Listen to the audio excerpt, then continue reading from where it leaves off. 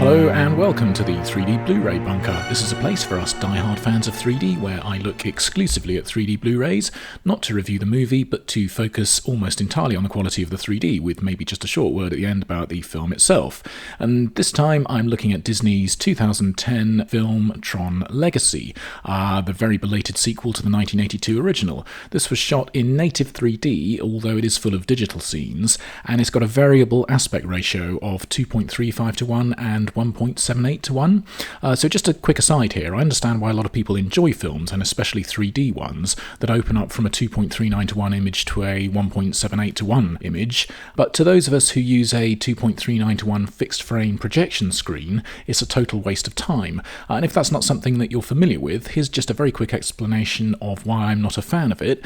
So for an opened up IMAX image to fit onto the screen, I'd have to be projecting it like this, but if I'm doing that, then the 2.35:1 bits would look like this, which obviously no one's going to do. And those of us using these screens do so to zoom a CinemaScope image up so that it fills the screen, so there are never any black bars at the top and bottom. And so this shape is, to me, full frame. What that does mean, of course, is that if this then opens up to 1.78:1, then there's nowhere for that extra image top and bottom to go. It's just absorbed into the black velvet frame and it's invisible. Anyway, that's why I don't like it, but I do completely understand why it can look great on a TV or a 1.85:1 projection screen. And the images I'm using here are taken from the 2D Blu-ray, which doesn't open up for the IMAX scenes, of which there are a lot, so I'll be showing them all in 2.35:1, but that's not going to be relevant in any way to my thoughts about the film's 3D. The opening nearly 25 minutes of the film are almost entirely in 2D. There are one or two bits in 3D, like the approach to the house here, but once we're inside, it's 2D. And maybe that's why the young fella here looks just a little bit mournful. He was told he was going to be in a 3D film, but ended up being completely flat. Now, the filmmakers certainly wanted everyone to compare this to The Wizard of Oz, which most reviews obligingly did, and I'm doing it right now, with that film's opening being in black and white in the real world and then bursting into Technicolor in the fantasy world, although I think that colour, especially Technicolor, to audiences back in 1939 was still exciting and unusual, and they presumably didn't have to pay extra for it or wear special glasses to see it, but the Tron Legacy audience had paid a premium, and they were fresh from seeing Avatar, and I'm sure that I'm not the only person who hates watching 2D through 3D glasses. I get the artistic decision being made here, but I do think it's not just a disappointing one, but it's also a creatively feeble one. I mean, what a dismally obvious thing to do. I'd have far preferred it if they'd gone for a milder 3D in the real world scenes and then strong 3D in the grid, for example. Another reason I think it's so disappointing is because there are so many scenes in this opening sequence that could look great in 3D, like our sad friend here. This is a great view in 3D films. There's more than one shot of someone on a staircase which could stretch deep into the screen, and this desk offering the same sort of possibilities.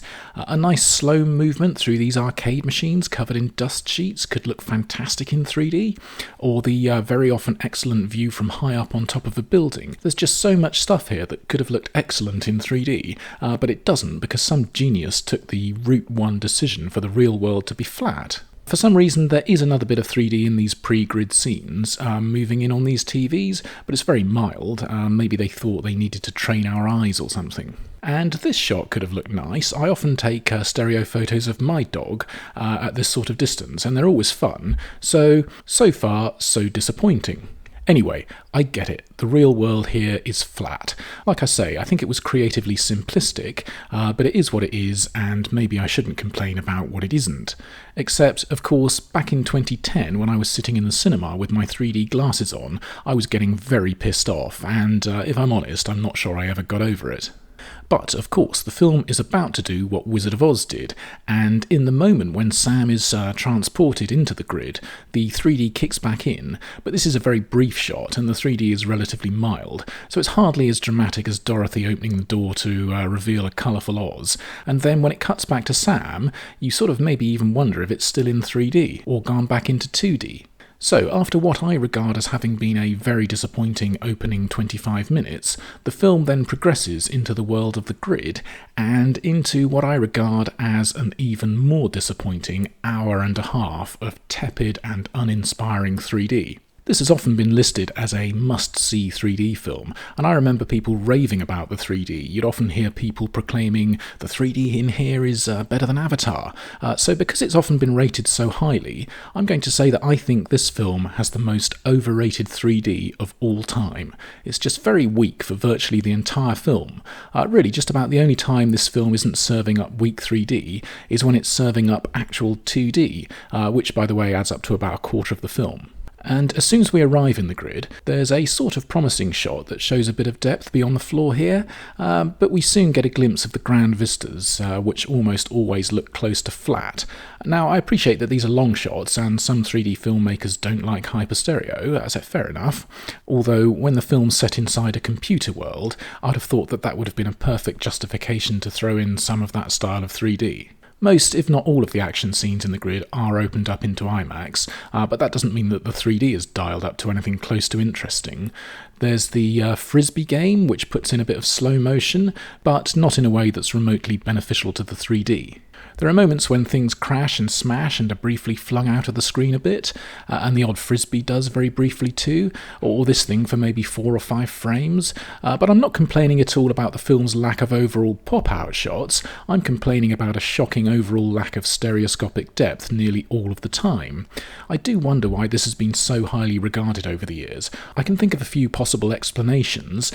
Firstly, maybe my systems at home aren't up to the job. I've watched the film via my projector and on my 3D TV, and on both of those, all other good 3D films look great. And I also thought that it was poor when I watched it at the cinema in 2010, so I'm ruling that first option out. So then maybe for some reason with this film, I'm just failing to see it. Well, maybe, but it seems unlikely that my eyes and brain would be that selective. So I'm going to do what everyone tends to do, and instead of blaming myself or my systems, I'm just going to blame everybody else instead. The reason why I think a lot of people think that this one's any good is because the 2D graphics often look like they're 3D, even in 2D, if that makes sense. So the film is full of things like these trails of light coming off the tails of bikes and flying machines. And when you see these 2D stills, your brain sees them as three-dimensional, but the actual stereoscopic 3D is very weak. So I really do think it's the three-dimensional design of the shot that can lead to the brain seeing it as good 3D. I don't know, but this is all so mild, it's close to flat. There's a lot of lens flare in the film, or dust on the lens that gets lit up, and that sits in the foreground, so it always helps to make the shots look more three-dimensional than they are. And I don't know how visible it is here in a still, but it's very apparent throughout the film, and I do wonder if it was added in digitally as an afterthought and a sort of desperate attempt to salvage some kind of 3D effect. I don't imagine that it only exists in the 3D version, but seeing these scenes in 2D, it is a lot less noticeable here than it was in 3D. There are lots of scenes with these walls of dots, and whenever there are shots with these in, they're just about the only thing on screen giving any sense of depth, and these reminded me of something that might not mean anything to you, but when I was a kid, your dad's car had a kind of vinyl material on the inside of the roof, and it was full of evenly spaced perforations just like these dots, and if you stared at them, your eyes would diverge and create a 3D effect with them. It was probably my very first experience of seeing 3D by parallel viewing. It had the effect of making the roof look closer, and it could certainly help while away a long car journey. Anyway, staring at my dad's car's roof was a more fun 3D effect than most of what this film has to offer. Top-down shots, particularly from high up, and especially of people clinging on for dear life, or better still, falling. They usually look good in 3D films, and there are several of those in this one, but they're all quite dismal from a 3D point of view, with the stereo really failing to add much in the way of depth.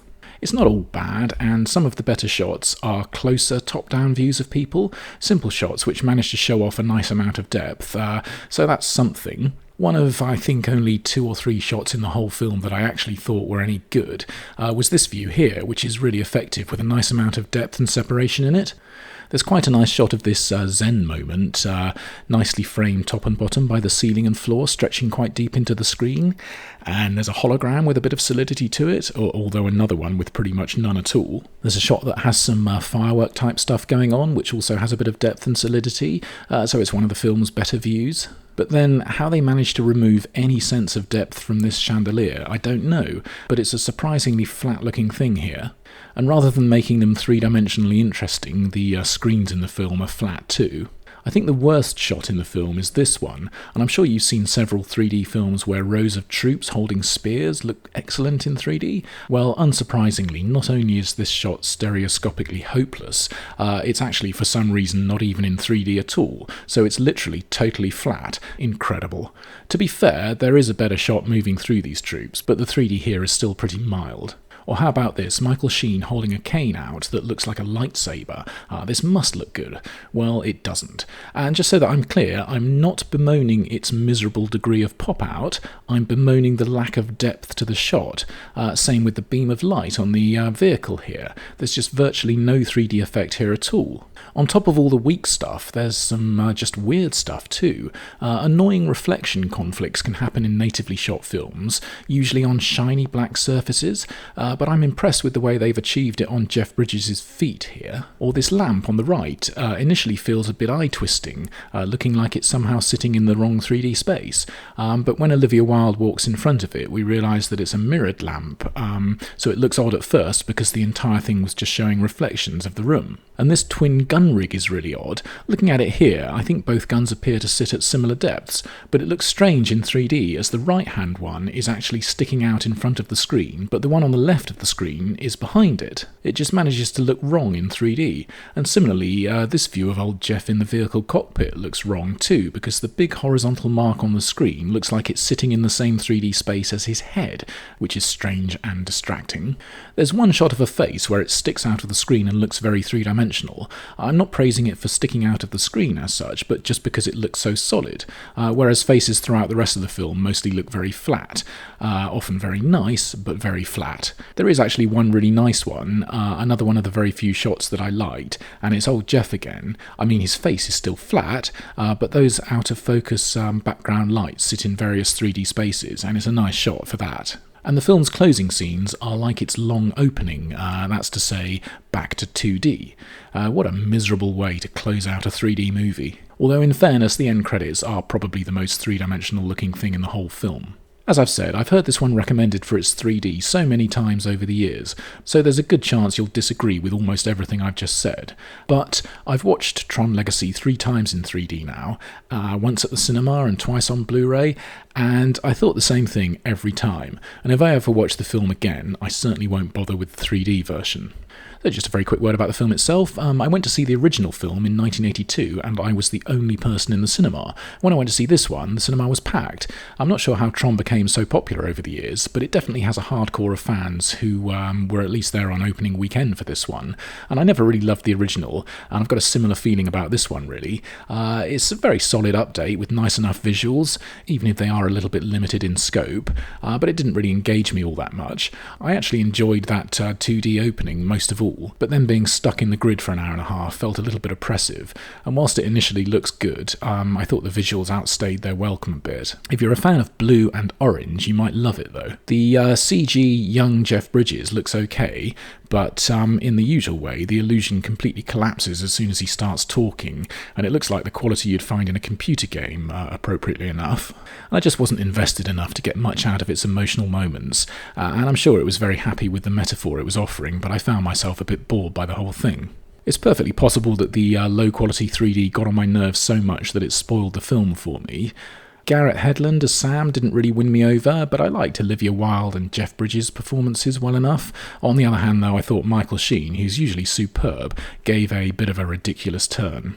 So I'm not really a fan of this film, and I'm definitely not a fan of its 3D. But to finish on a positive, I do absolutely agree with popular opinion on the music by Daft Punk, which is a perfect fit and excellent. So I hope you found this in some way useful, and if so, I hope you'll join me again soon for another 3D Blu-ray review. Until then, thanks for looking on this one. Cheers for now. Bye-bye.